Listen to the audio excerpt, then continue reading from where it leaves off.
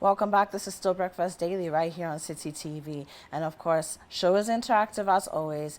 Do send us a WhatsApp message on 0550-585-832. Use the country code +233 if you're texting us from beyond the shores of Ghana. And use the hashtag Breakfast Daily across all social media platforms so that we can have you join the conversation.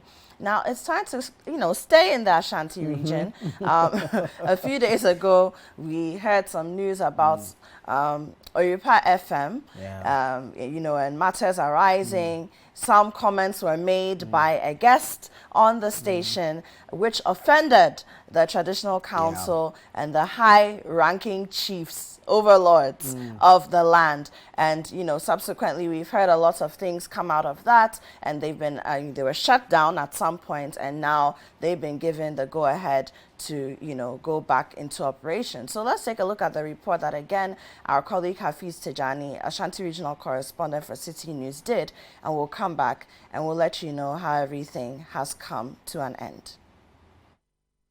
The clergy, led by the former presiding bishop of the Methodist Church of Ghana, Most Reverend Professor Emmanuel Asante, apologized on behalf of the management of Oyerepa FM. See us to plead on their behalf for what happened in respect of what was said at their studio. And we came in humility to plead with our Santemai to pardon them, to forgive. And thanks be to God, they have accepted our our request. So they've asked them to go back and work. But they have also advised them.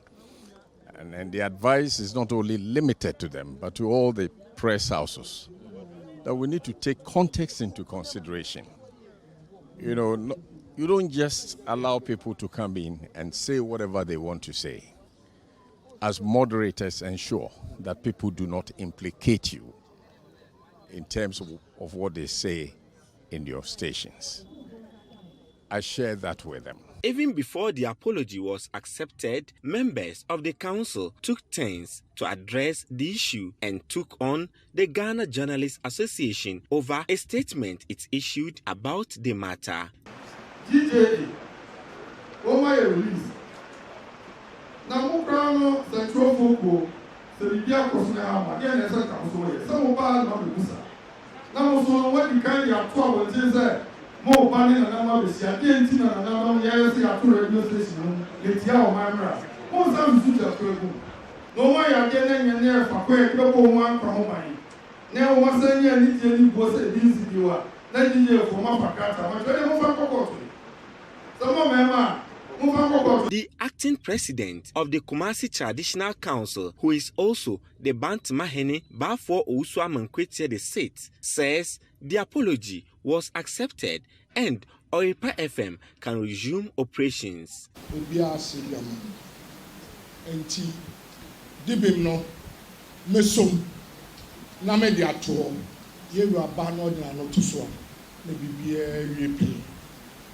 Enti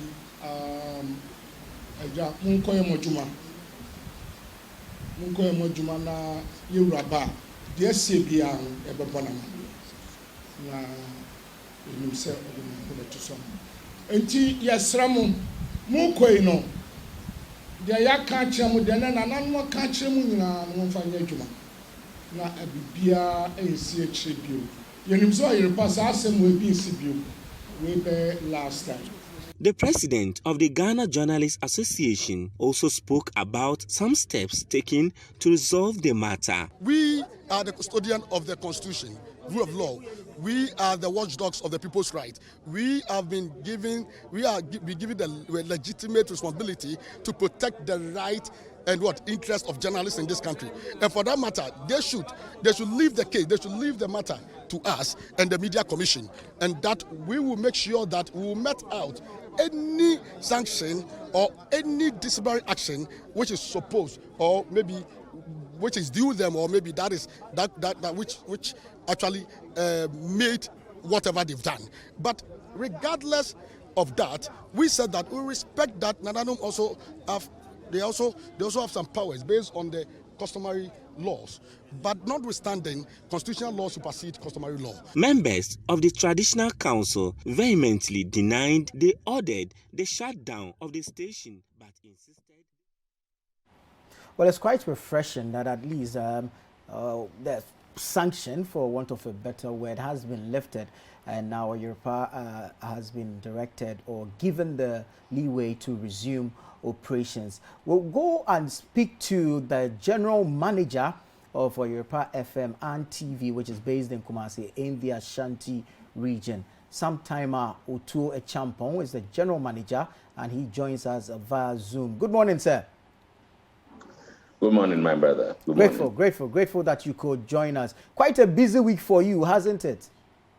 Yes, it's been very busy, very, very tight, because we have to ensure that one, we are back on air, and then get our businesses moving on. It's been busy, and I'm sure we really work hard. We really work hard, and it's been good.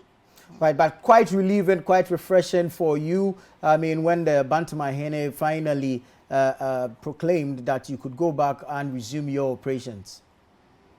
Yes, it was very satisfying, very good, because you see, we've followed the discussions.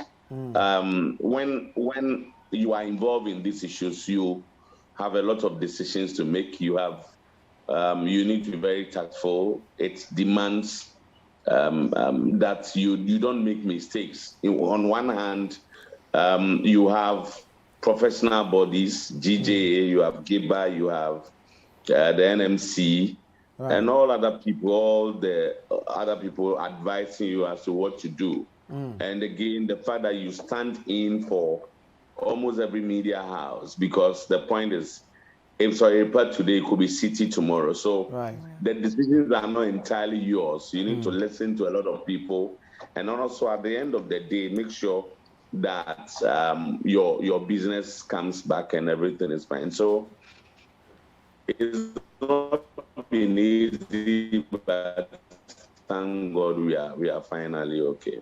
Well, it's quite early days yet, but have you been able to make an assessment of the impact of all this on your operations? Yeah, we've been able to do a lot. I mean, we've not, since we returned from Malaysia, we have tried to look back what exactly happened. We've tried to ask ourselves whether the decisions we took were the best under the circumstance. And then all along, we have been trying to engage, especially our publics I'm talking about, our listeners, and of course our business clients, getting them to understand why at certain stages we have to take certain decisions. So it's not been bad, but we wish it had not happened, honestly. It's not something we want to see it's coming again. Now, go forward, I mean, will this inform your programming in any way? You see, let's look at it from this angle. We have operated for 4 years. Right. It's the only time we've had such an issue. So it means that a whole lot of our package has been okay. Right. Now, in this very issue, we think that it's occurred as something which was very unexpected. We have maintained consistently that our presenter or our station could have done better. Now, as I did indicate, a lot of discussions are going on. First of all, we accepted from day one that we were wrong. We accepted from day one that it is not good enough for you to allow anybody, you could be a chief, you could be a politician, or anybody to be maligned in such a manner, for anybody to be described in certain kind of words without any evidence to back the fact. So we think that it was wrong for us to have done that. It was wrong for us to have given our platform to be used for that. And we have been very consistent with that. So nothing really changes apart from the fact that we need to be aware. We need to be a bit more circumspect moving forward so that we don't allow people to come, or our resource persons to make give comments that will seek to malign people, seek to indict the integrity of people, when especially there are no facts to back it. When there's evidence, why not? Everybody is free to talk about whatever he wants to talk about. But we believe that as media house, we need to be a bit circumspect in the way we allow people to talk about other people. Now, prior to all this, what was the relationship between Oyerepa and, of course, Menchia like? No, we've, you know, if you know the setting in Kumasi, the point is that you need to be here to know how Menchia is. We've not had any issues with them. I remember on one occasion, we had to clarify an issue before them, but that was at Santehima's place because there was an issue they needed clarification, and we went there to do it. We've always had cordial relationship with them. We've not stepped on their toes. They have also given us all the assistance, if there are, for us to work. So there wasn't any problem. We don't have any issues with Menchia until this thing came in. That's why we immediately went there, told them we're sorry for what happened, and that we promised it will never happen again. But on day one, on Thursday, when we went to Menchia, what they told us was that our apology was not as big as they expected. For them, it was a bigger issue than we anticipated, and that we should go back and then come back on Monday and do it in a more substantial manner. And that's what we did yesterday. So is that what led to the involvement of the Peace Council and the religious leaders? No, you know, when we went there on Thursday, they asked that we come back to them proper. They had to reach a chief who also advised us that given the nature of the situation, we should get the clergy, we should get some prominent men of God to also lead it. So we decided to go and go before Professor Asante and other clergymen you saw there, and they just decided to go with us to Menchia. So when we went there, in fact, it was quite smooth sailing. So they just pleaded on our behalf, and Nananom was also okay with what we had done.